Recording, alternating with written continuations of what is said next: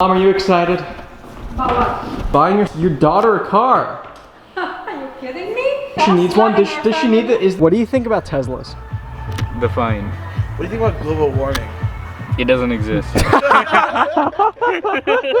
hi. How do you like your car? Yeah? I didn't drive it here. What do you mean? It drove me! Ah! My owner will be back soon. That is cool. 69 degrees Fahrenheit. Unless you have your own car.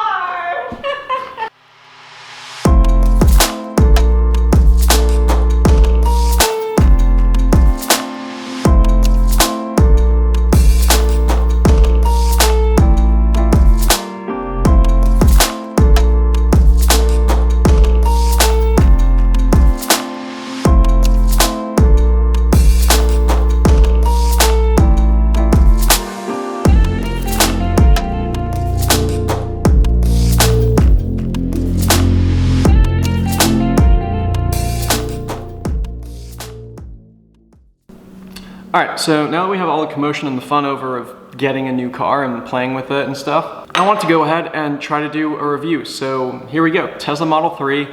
Do we like it? Do we not like it? I don't know, let's go and check it out. So in order to go for a drive, we need a key, just like any other car. Normally, if this was my car, which it's not, it's my sister's, we would have it on our phone, I think. For this thing, she lent it to me and she's not here. I have this little card. So, pop it right there. And there we go. All right, that's how you open the door. You just push in and then you pull out, and then you tell the dog to go. Go!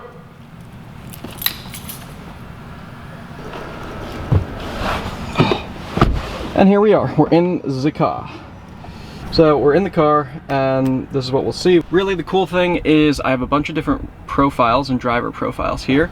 And this one, when you're getting in, it lifts up the seat and it moves the steering wheel away. And now that I'm in, it's moved me to my preset location, I guess, which is kind of cool. One of the cool things that we can do is we can go into the controls right here.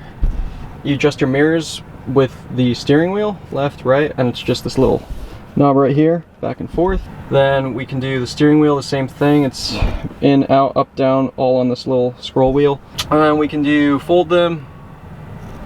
See, they're folding, unfold. Brightness, automatic or custom. Wow, that's really bright. Then you have your lights, you can turn them on. Dome lights, I guess that's the ambient lighting system. Yes, it is. Cool. Ambient lights, you can turn them on or off. The locking is the key card and the phone. Screen clean mode is really nice because you can, you know, it's a touch screen, so it's going to get dirty, so you can clean your screen. Driving, this is where it gets fun. This is the long range version. It's, I guess, the step above the cheapest one and a step below the performance. So I think it does it in 4.4 seconds, 0 to 60, and that would be standard acceleration. I prefer it in standard, so I just leave it there when I'm driving, and that's set into my settings because I have, you know, my mom, my sisters, and our friends' driving profiles. It's all whatever you prefer. My sister likes the regenerative braking, I don't, so I leave it on slow. The regenerative braking is basically when you lift off from acceleration, you just brake. It turns on the brake light, and it's pretty forceful. It takes a little bit of getting used to, and I'm just not used to it, so who knows, maybe I'll get used to it. Steering mode, sport is really tight, standard is actually still pretty tight, and I actually prefer comfort. I've driven a lot of cars, everything from my Jeep to Toyota Camry all the way up to Ferrari 488, and I've even driven a Veyron for like 10 minutes. And I found that the sports steering was extremely tight. So I prefer comfort or standard, but my sister, she drives it in sports, so I guess some people like it like that. The autopilot, this is where it gets fun. We have summon mode, which you go on your phone, it just moves back and forth in and out of the garage. Moving! It's moving! Moving! Moving! Navigate on autopilot, still haven't figured out how that is, but you know, it can choose the lane changes, the speeds, and that's when you use the blinkers. It'll just change lanes for you when you're on autopilot. You can enable it at the start of every trip, or you can just not. Speed warning, it's a display or a chime. I just have it set to relative. I'm gonna leave it at 0 though. We have forward collision warning, which is for other cars if we're about to run into them. Then lane departure warning, it can either assist you, so it will turn the steering wheel back into the lane if if you're going out of lane, or you can give a warning, and the warning is just like a little shake on the steering wheel. It's really minimal, but it's definitely noticeable. You're not going to like get swerved off the road by the lane departure avoidance. If anybody has a car that has that, it's very similar to the BMW one as well. So that's everything in autopilot. Navigation, I think it says everything. It's pretty standard, you know, if you're going to reroute and only save like 1 minute or 2 minutes, maybe it's not worth it. Maybe only reroute if it's like 5 or 10 minutes. I'll leave it at 10 minutes because that's fine. Trip planner, which adds the superchargers, which is super nice because obviously you don't want to run out of electricity. Safety and security, we have a speed limit mode where I guess if you wanted to create for your kids, if you want to create a speed limit, you just enter a pin and you can set what the speed limit will be. Sentry mode I leave on. It's just so all the cameras are constantly active. It does require a USB drive somewhere. And you can exclude home and work and, you know, a few favorite places which you know are like definitely safe and nobody's gonna screw with your car. I excluded home for now. Pin to drive, I guess it's just pin to drive. That way the key card just isn't enough. Cabin overheat protection, I guess you can't turn that on.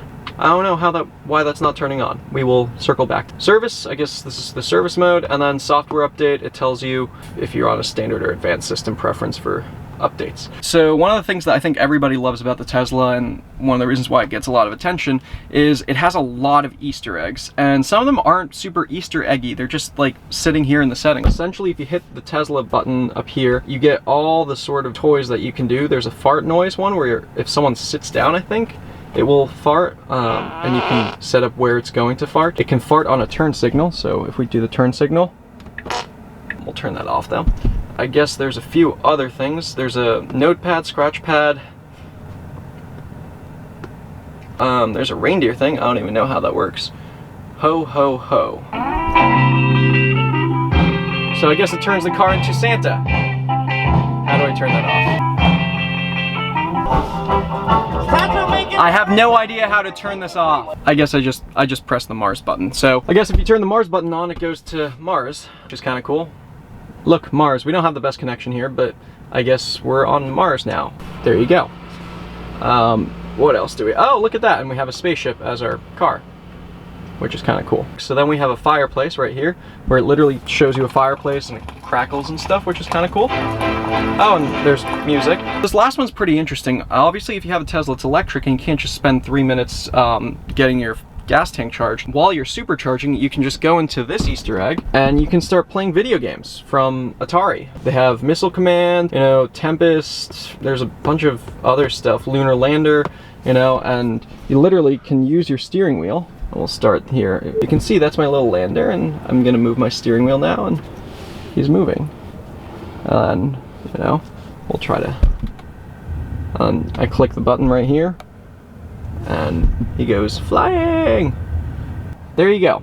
That's there's a bunch of other ones here, and I think they just added like Mario Kart or something I saw on Instagram today or the other day. I don't know if that's real or not, but who knows. So let's go back. Essentially, in addition to all of that, on this side we have just the front we can open. It's telling me the door's open, so I can close that. Charging port is, you know, open or closed. It tells you how much battery you have left. She has a set limit, so it only charges to a certain extent at night. I assume that has something to do with battery health. I don't know what else is next. It can go to the web, it can go to the internet and show you weather.com, and I obviously can't do this when you're driving, I assume. Camera, show backup camera, calendar, call someone, enter energy uses, which is pretty cool. I guess that's sort of it for the stuff that I know about. Let's just get driving and see what's next, right?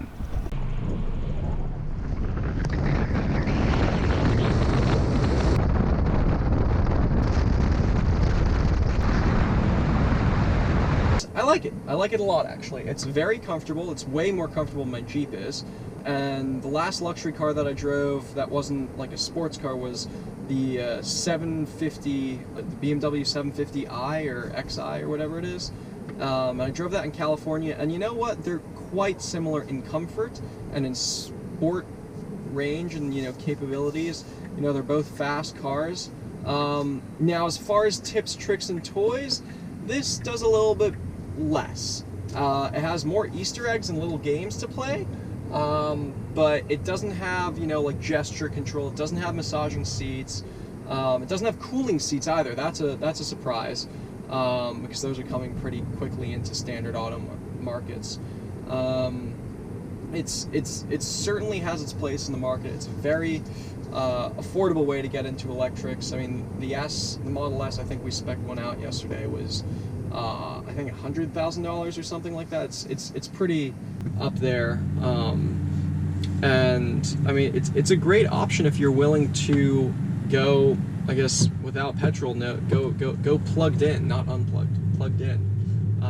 I guess that's your big option. The autopilot system seems to work amazing. The acceleration is more than fun. I mean, if you've never driven a hypercar or a supercar before, this is probably going to be the most extraordinary acceleration you've ever felt. And even if you have, as we know with the ludicrous mode and the Model S P100D, that's probably one of the fastest 0 to 60s out there.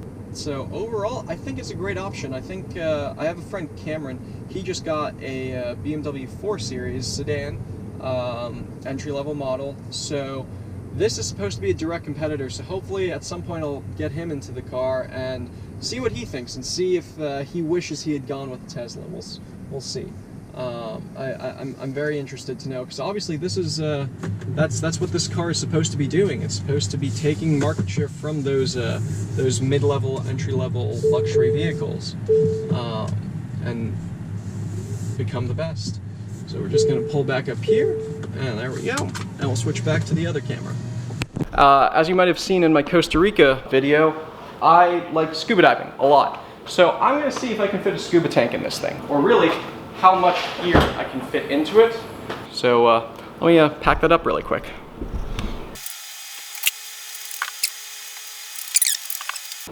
So that's 2 tanks. I'm not sure if I'm going to need to actually drop the seats down for the entire kit, because I'm not going for like a crazy big, massive dive. We're doing a simple boat dive off of Long Island. So the rebreather's in there now. Let's keep going. So just to save myself from going back and forth with a lot of gear, typically what I'll do is I'll have a milk crate, typically actually a little bit smaller than this, filled with my dry suit and a bunch of just miscellaneous things. So put that in here. All right, so I would need a smaller milk crate. Let's go over here and take a look. That's what it would look like, but it's not closing because I'm not obviously gonna force it. So this milk crate would have to go right over there. That's the packing portion of the review. I mean, we can easily fit 4 scuba tanks, a rebreather, milk carton, and still have space for, I guess, 1, 2, 4 people, technically more like 3 people in the car, and still have an immense amount of space in the front. So it has a lot of space. I mean, you can put a surfboard rack on top of it. I know that's an option. Bike rack on top of it. I know that's an option as well. So it depends on what you're doing, but me as a diver, at least for the medium size and small size dives, you could probably pull it off out of this thing. It has a surprising amount of space, especially with the front being there. That's kind of cool. All right, so that's my review of the Tesla Model 3 with the dual motors and the long range mode and everything. Overall, I think it's a great car. It clearly is a lot of fun and holds a lot of stuff in it. It's practical, it's usable on an everyday basis, and honestly, on a road trip basis too. I mean, they're headed up to Lake Placid, New York this weekend, which is quite a ways away. It's an almost 7-hour drive, and they don't have any hesitations at all. There's superchargers on the way. I mean, they're anyway going to take a break on the drive that long. I mean, we'll see how that goes, but I don't see a problem with it. So overall, it's a great car, and that's my review. Thanks for watching. Like, subscribe. I do a bunch of different stuff. Sometimes I'll do reviews, sometimes I'll do travel, sometimes it'll just be a vlog. So thanks for watching.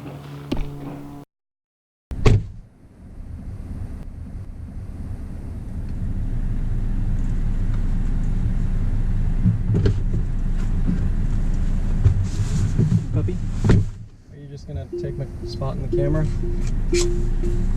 Yeah. You want to do the review? You want to talk and be like, woof, Tesla. There we go. Who's your good boy? I think we will. Say hi. All right, let's go out. Let's come on.